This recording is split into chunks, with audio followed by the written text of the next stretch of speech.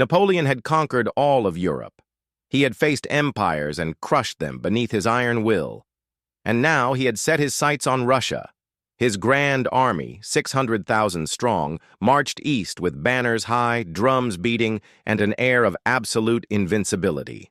The Russians retreated before him, burning the land behind them, denying him the supplies he so desperately needed. The Tsar's army never met him in open battle, never gave him the decisive engagement he craved. Instead, they lured him deeper into the vast expanse of their homeland, drawing him into a trap that he did not yet recognize. Finally, after months of pursuit, Napoleon reached Moscow. But the city he had fought so hard to capture was not his prize. It was his curse. Moscow burned, set alight by its own people to deny him shelter. The cold crept in, the food ran out. Napoleon, still clinging to the illusion of control, waited. But the Tsar did not surrender. The Russian army did not return.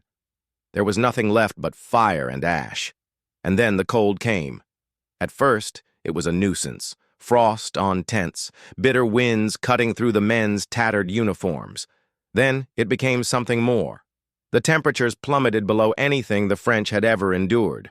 Frostbite claimed fingers, noses, and ears.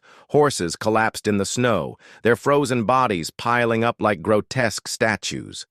The retreat began as an orderly march. It did not stay that way for long. The army became a mob of starving men clawing at the land for anything edible. They ate leather, gnawed on frozen roots, and when the hunger became too great, some turned to the dead. Discipline disintegrated. Officers lost control. Soldiers looted from their own, killing for scraps, abandoning their wounded brothers in the snow. The once mighty Grand Army dissolved into desperate, starving ghosts. And the Russians were watching.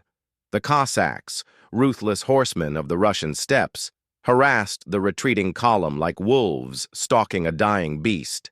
They attacked the stragglers, slicing them down with curved sabers, picking off the weak.